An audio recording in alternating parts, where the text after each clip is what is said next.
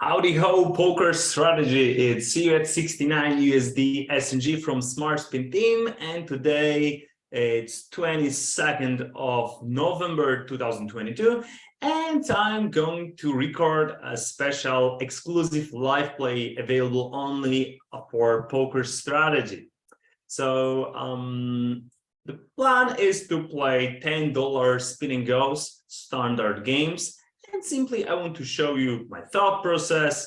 You can basically see how do I approach my opponent, basically all that stuff. Before, like a long story short, whatever we do, you can see on my wallpaper. You can get exactly the same wallpaper from a Smart Spin page. If you Google it out, search on our site, or maybe the link will be somewhere here or there, you will see what's going on. Keep in mind that the quality doesn't come from air, it comes from preparing yourself, both mentally, like doing the warm-up, like managing breaks. It's also managing your concentration during the game. It's knowing what you got to do. It's practicing actively the knowledge you just got, and simply saying, yep, you practice. You make mistakes, then you learn, you improve, then you actively practice, and so on and so on. So simply saying, let's jump to the action, and yeah, we'll see what's going on. Two tables. Generally, my approach is that I don't really recommend crossing the crossing two tables. I think it's enough. Even if you reach 50s, I think obviously this is a bit challenging if you have an exclusive challenge that demands high volume from you, but definitely playing little number of tables helps a lot with noticing details, in practicing deliberately, in noticing everything that's crucial to simply play high quality game. And this is the most important, high quality game. Not just random clicking buttons, because the money, high ROI comes from very good decisions. And only playing little tables, you can practice that. So we got a board which sounds pretty wettish. With the 10 of hearts, we got some backdoor. We don't really want to bet fold these hands, and there are lots of semi-bluffing hands. We're okay to check back. If our opponent bets the turn, this is a hand that we can easily call. So if there are draws, we can easily call the probe and simply get to the river, frequently to the showdown, if our opponent bets the turn. While if we bet the flop, our opponent can throw us out of our hand, whether by raising the flop, or if it goes check on the turn, he can bet on the river. So that way, we can easily go to the showdown against weaker hand. We can see that this guy limped the button. This is pretty important information. Button limp. It tells us that he's generally pretty passive. We're third with a suited hand. I don't mind actually calling that, especially that the guy in position sounds pretty passive. So I'm okay with that. Pretty dry structure, no need to use higher size. We'll have pretty the same fold equity no matter if we bet 25, 30, 50 sizing. So it's okay to bet one and done, and we're done. So keep that in mind at the structure, and think if it's whether static or dynamic. Does the sizing change how your opponent continue? He called and he went to the showdown. We're okay with that. Playing three-way. Simple jump pre-flop with threes.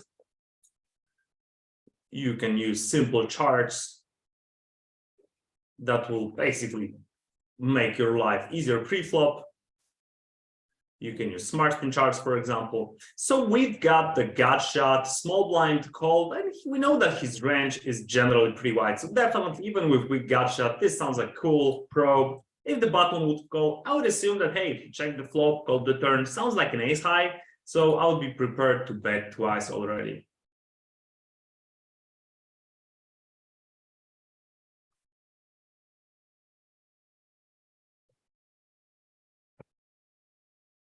It's very important to be observant and notice these details like the passive guy raising pre-flop, betting 2 times with the big size, or when someone limps the button, because this generally describes someone's tendencies. Donk betting as well. It's not a common thing that people donk bet, so usually this is connected to pretty strong hand. We got to see 3x in the button. It's a tendency to use big sizings when someone has a good hand, or generally use big sizings. So this will change our approach. If the guy uses big size, we shouldn't assume that, hey, this is, if he uses it frequently, we shouldn't assume that this is something extremely strong. On the other hand, if he usually uses small sizings and then suddenly he 3x's or uses big size, then we have to watch out. These are definitely sizing tells. So these things are very hard to notice. It's way easier to notice that when you play little tables, like up to tables, definitely. It's pretty hard to notice that if you have less than that. This is interesting. We got ace high board and linked pot. I don't mind attacking this board. So if with the hand like 5-6, which is a bottom calling range, I don't mind if you raise that. Folding is totally standard. I think I would prefer raising if we had something like jack 4 of clubs, for example. So backdoor straight draws, backdoor flush draws, plus medium overcard. 5-6, which are low cards, not a big fan. I would prefer having at least medium overcard. But have it in your consideration that sometimes if you have this bottom calling range, like medium backdoor, while board is pretty dry, consider raising it.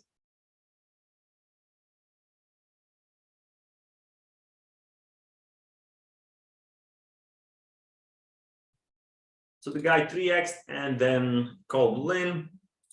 Previously he was limping on the bottom. Now he lost the flip, so nothing spectacular for us.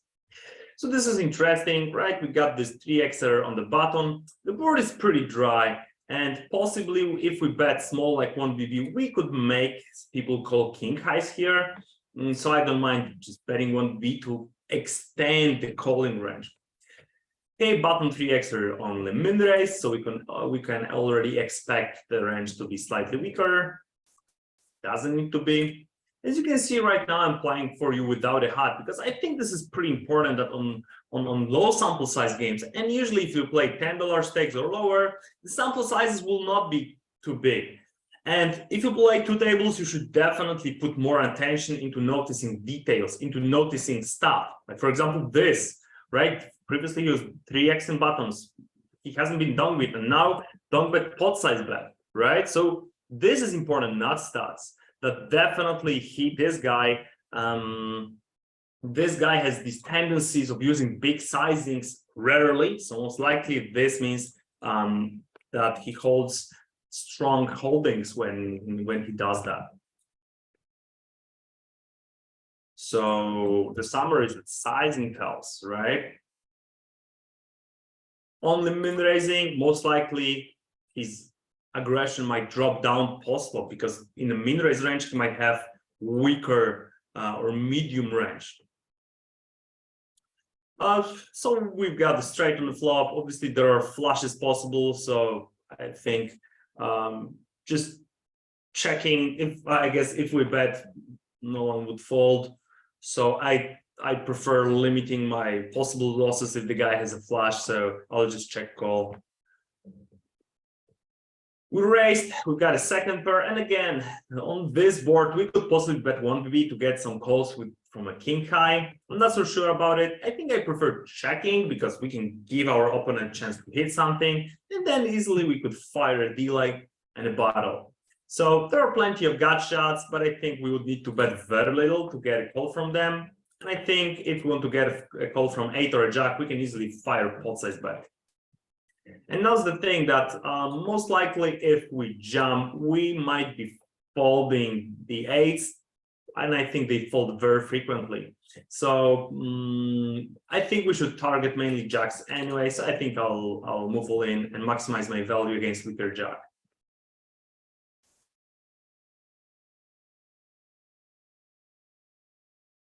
2.7, so easily calling. Raise pot, c-betting my topper.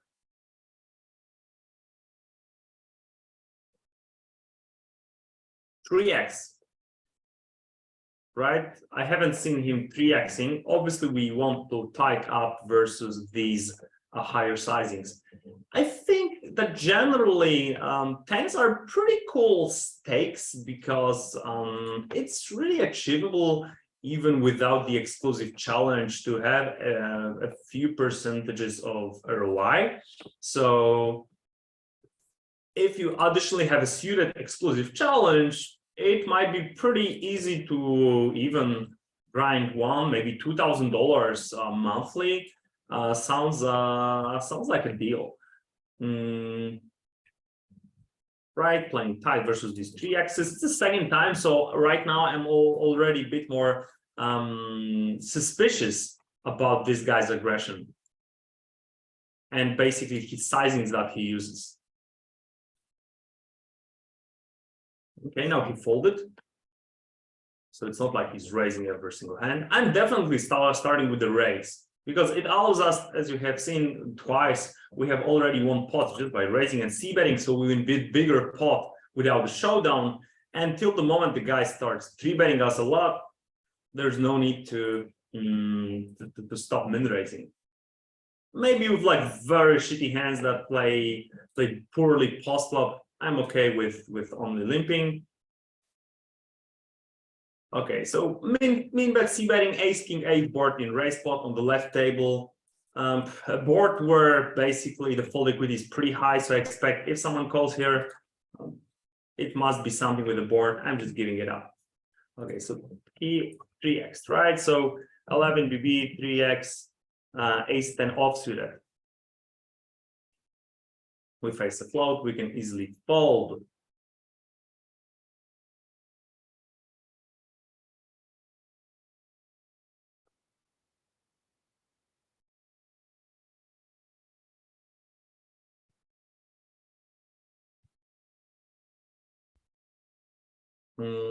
Pretty important to push yourself into being observant. Even if someone you lost yourself, like for example me in the previous hand, I lost the sense of what was going on, right? The hand just ended. Fortunately or not, there were no showdowns, so basically some of the important info were not revealed. It's important to accept it. Okay, let's go back. Let's increase our attention again. Let's focus on showdowns, right? If you lose your focus after 30 minutes, 45 minutes, or whatever, 1 hour, make a break, relax. This is the thing. These are limits which are perfect for practicing. 2 tables are perfect for practicing. I rather recommend not to capitalize your knowledge on these stakes, not to add tables, because simply that would maybe it would maximize your potential earnings at 10s, but it will prevent you from getting higher on stakes where the win rates are higher. So we face 3/4 float. This is already pretty looks pretty strong. So almost like I'll check call the flop, but I'm not so happy about calling the barrel if the guy decides to do that. So as he bet 3/4 on the flop, it's pretty polarizing. I thought that he would do it with a 7. It's a raise pot, so there are not many 3s. So I don't really want to bet because I think there are whether air cards or maybe some aces that the guy decided to check on the turn. Okay, and definitely twice a pot. This is too high investment. I don't know this guy. He might be, value better like that in a weird way. I'm okay. I see that this guy has been, right? He has been floating 75%. He made 2x river overbet. So definitely this sounds like this guy's capable of doing big sizings. And this is important info for us for future. This is interesting. So small blind check raised the flop, then he check called the turn. Now he's dunking the river. Sounds like whether a missed flush draw that he hit a queen or maybe some sort of I know ace queen. He just linked pre-flop, so not many ace queens, king queens. I'm not sure if they raised the flop. So sounds maybe like a missed flush draw. It's a 1/3 bet, so I don't mind calling that. Okay, so small blind called, and we got a mate straight. Definitely continuing. Half pot death bet sounds okay. There are plenty of gut shots. At the same time, 2 overcards will not continue. With the half pot, we can easily put the rest of our chips on the river. So that's definitely enough.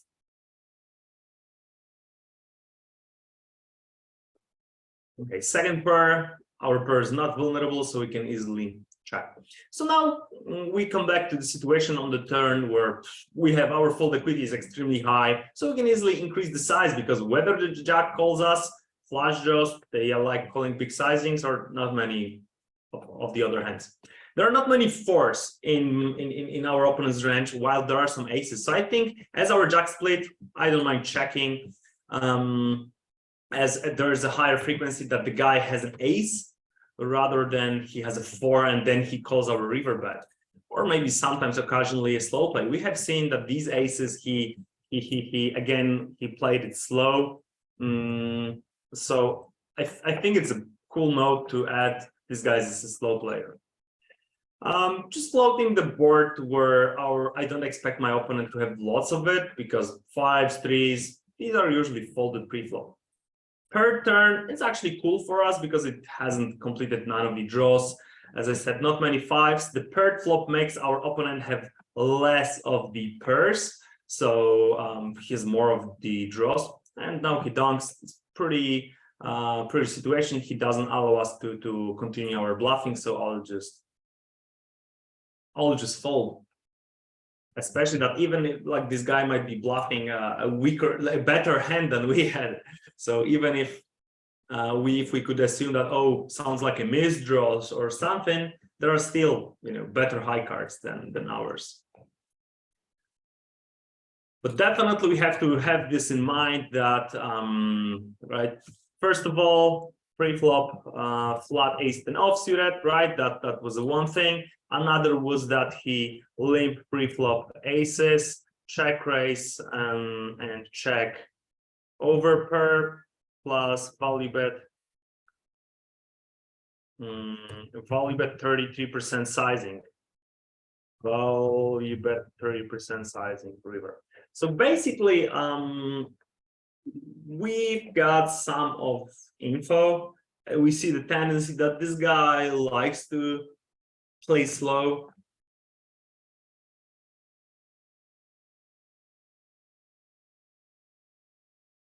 Right, he went with the check call, check raise and check call. Okay, so because of that, I'll just check and maybe move my bluffs to the turn or river. Against those slow play guys, it's better to do so, because we give them a chance to delay or delay their top range.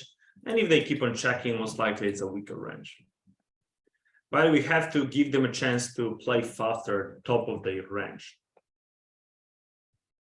And as you can see, I'm making notes. This is also another advantage of playing less tables. You practice making notes, and then obviously after a while you have plenty of people noted. You know what's going on, you understand more their profile, you understand better how to play against them.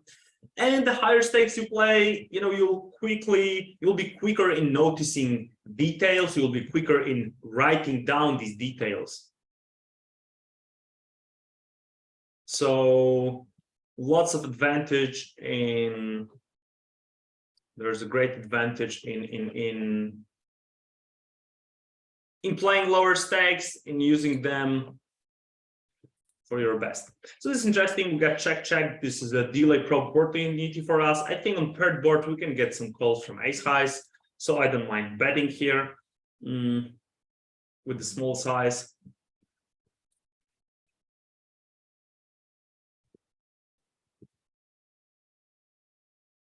So board where most likely our opponent will continue with the overcard plus flush draw, or pair plus flush draw, he will fold. So I don't mind increasing the size and even pot size betting here. Monotone boards have it in common that the fold equity is so, the range is so static again. So whether the guy calls a big bet with a pair plus flush draw, gut shot plus flush draw, overcard plus flush draw, or he will fold anyway. So have it in mind, think about it, what possibly your opponent would call if you make a bet. And if the same range continues, even if you increase the size, obviously we should increase the size if we are value betting, though we should decrease the size if we are bluffing.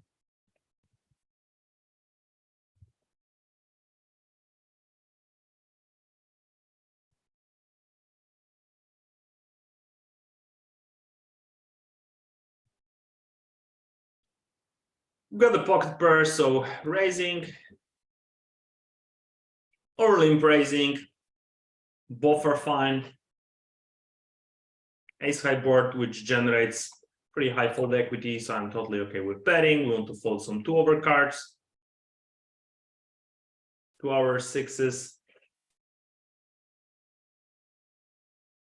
It goes check check, so sounds like I don't know, some sort of a misdo, some sort of a draw, maybe a king high. I think 9 or ace would frequently bet the turn. Paired board, pretty dry one, very hard for anyone to continue against aggression on this board, so I'm definitely happy of raising super wide.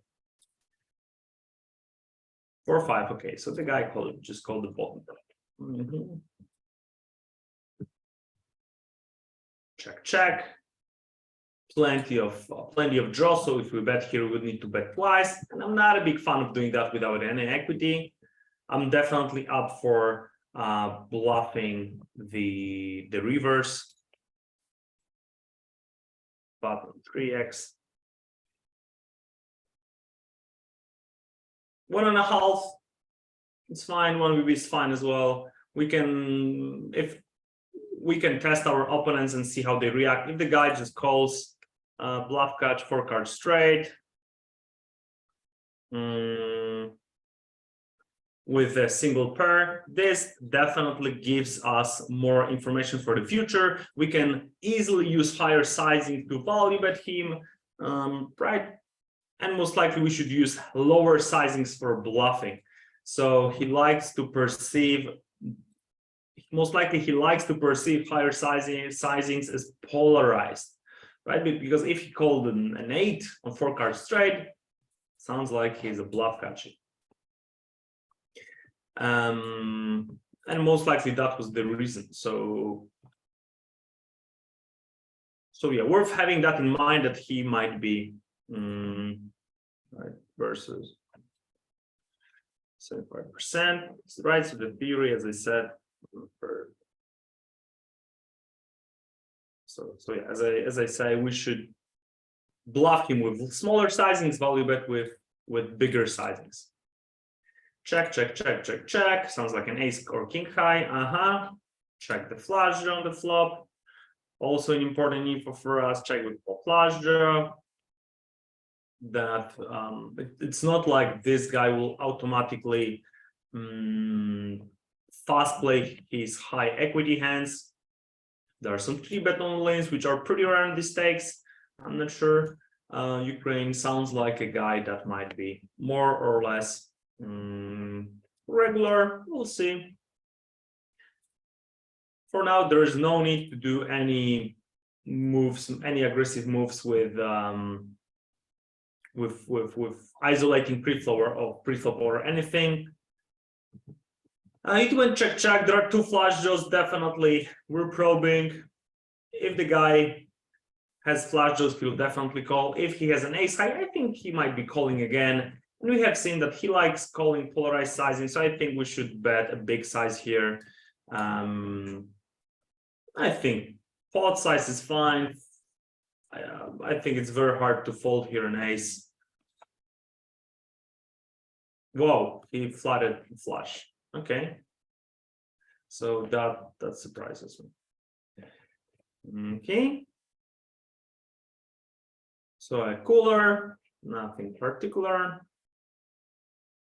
If you would raise the river, I would fold though. I don't expect river bluffs on on a flush completed boards. These are almost non-existent. As you can see, people don't raise flushes. So if they raise, if he raises, I mean, I would expect that people would raise flushes, especially not flushes. But as you can see, people have pretty tight raising river range. That's the conclusion. So don't really call river raises, because usually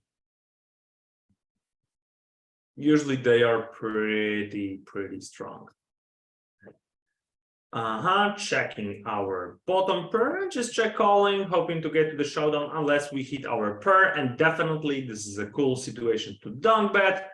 Jack, flush, draws, open end. There's plenty of hands that could call our big bets. We want to maximize the value. As you can see, I'm using big value bet sizings, and that's definitely big part of getting pretty decent profit heads up or in poker generally, right? We want our opponents to make big mistakes, and they will make big mistakes when we make big sizings.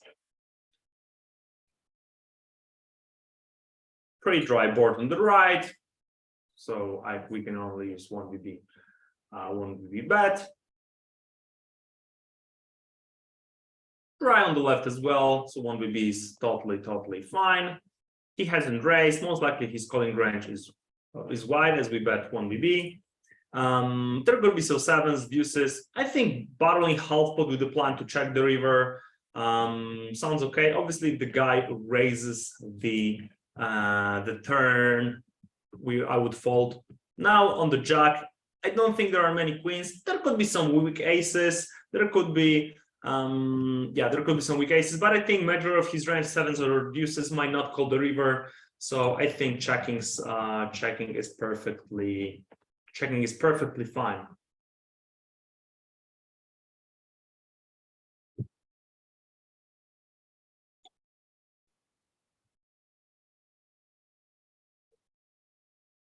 Pretty dry board, king deuce 3. So another board where we can attack pretty wide and the check raise. It's pretty hard to call versus a raise here. Someone would need to have an ace or pocket pair, obviously like king. Not many straight draws. Very hard to have some backdoors. So someone would need to call plenty of these queen jack offsuited, jack 10 offsuited hands, and for sure even more than that. People don't really do it, so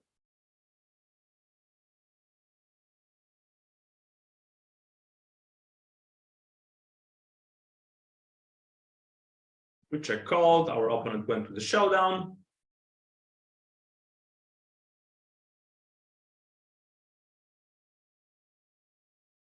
With jack 5, so one and done. Nothing spectacular. We gotcha to 6 high straight possible boards. So this is a board where we can get lots of check raises from flush draws, from four high open-enders. And with our king high, we are not happy to fold against the raise on the flop from weaker draws. Turn is a bit different because still there are already flushes in big blinds range. We have no redraw, so folding is a simple option. We face a raise on a board where obviously there are not many aces, so this sounds like a draw frequently, or maybe a 4. So I'm totally okay with calling. Almost every turn going to be an overcard to a 4. So this leaves us pretty nice opportunity to float the turn and battle. Usually I would go with around 25-30% like here, and then to jump the river to fold these 4s or 3s.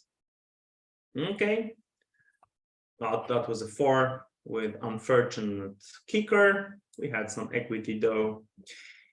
Okay, got last 2 for the spin 10.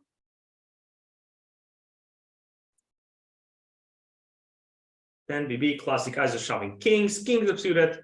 These are good candidates because if our opponent decides to call us wide with some sort of a queen jacks, jack 10s, or suited connectors, if he's more of a recreational player, we have still a strong kicker. If he has a pocket pair, most likely we have an overcard. And additionally, king 4 offsuited. This is one of the best hands that we usually fold versus c-bet because we are not happy to continue king high with super low kicker. Okay, winning flips.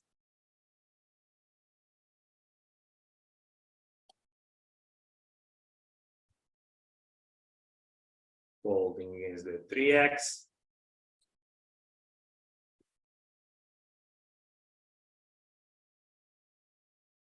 Again, pretty dry board. If we bet this flop, we have to be already prepared for the situation that our opponent will call us with plenty of random hearts, and most likely he will bet the turn. So we have to be prepared to bet the flop with the plan to check call the turn. Yep.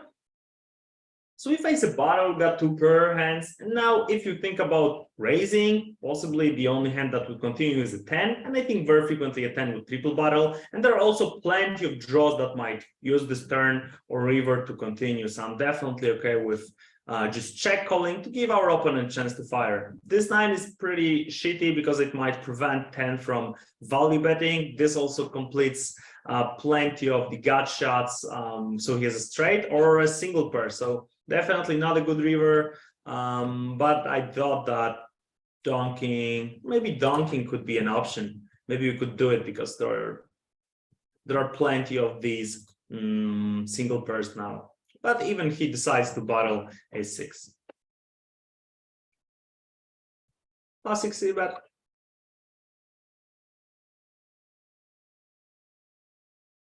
There are still gut shots. A 4 or an 8 will be under pressure. So definitely one of these spots where you can easily bet 3/4 and jump the river, put pressure on our opponent, see his reaction, how brave he is with his 8.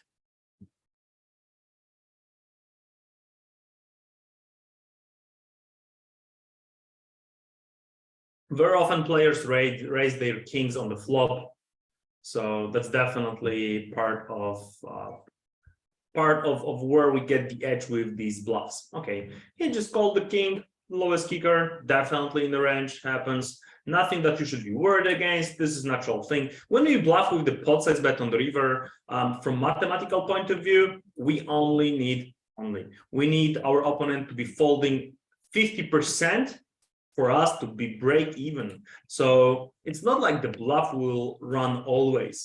It's the same with calls. If you make a call against a half pot, your call has to work 25% of the time for you to be break even. So that's definitely something you have to have in mind.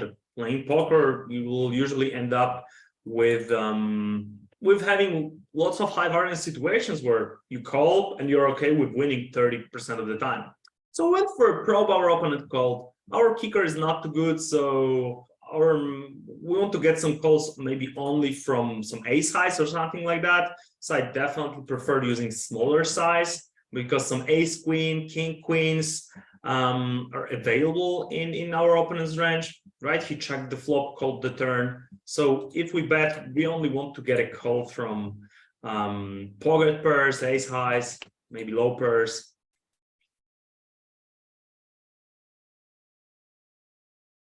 So this is another thing. Even though you have a top pair, don't always assume that, oh, all I want to do is just move all in.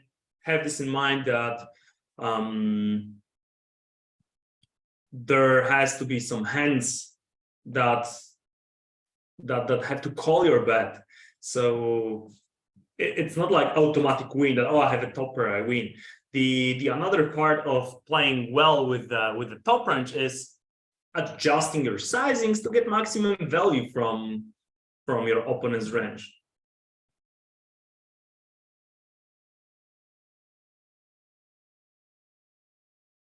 Okay, we play heads up against the Leo. So again, dry board, I'm okay with raising it. It's definitely part of testing our opponent, of seeing his reaction, of dropping his c-bet. So it's worth doing that, because very often on these limits, people will c-bet too much on most of these structures, so it's worth basically punishing them with check raises. So this is a good starting point to see where your opponent is at. And yeah. And then more frequently, they will check even ace-high boards because they are afraid of us check raising. King-high flush draw, definitely one of these hands that we want to check call.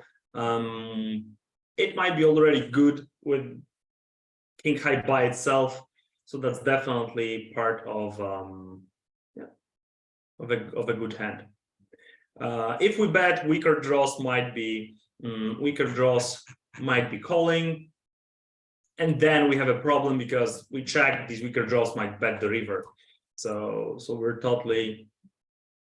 we are totally in a problematic situation that after our bet on the turn, we have to decide when we are not happy to call the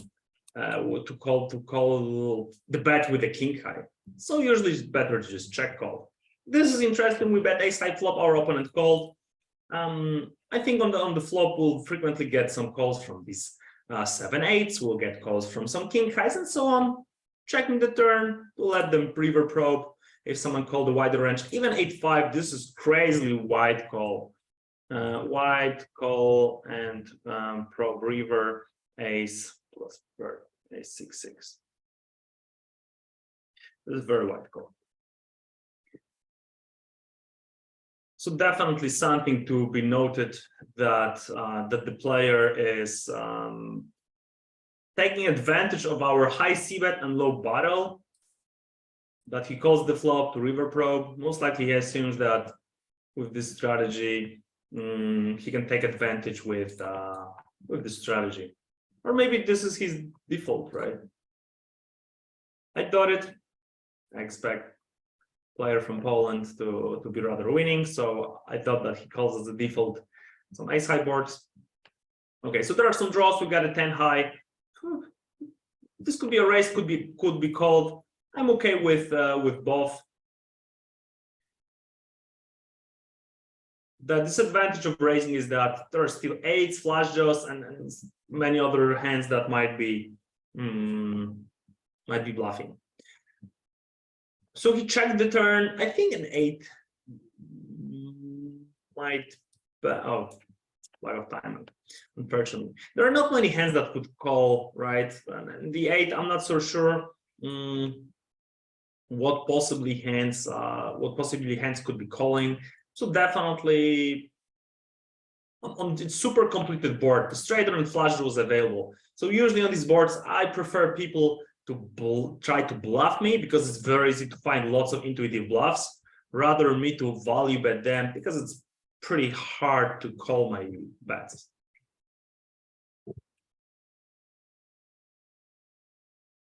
Check, check. So he starts checking. So it looks like the first check raise worked well because he checked for the second time. It allows us to, we have a chance to improve our hand. So this is a good thing to get some additional equity. Make one wide check raise, like an investment. Even if it doesn't work and someone sees that we have done it light, it works like an investment because he might just adjust already and just quit c-betting with a high frequency, which is beneficial, which is very beneficial for the bottom of our range.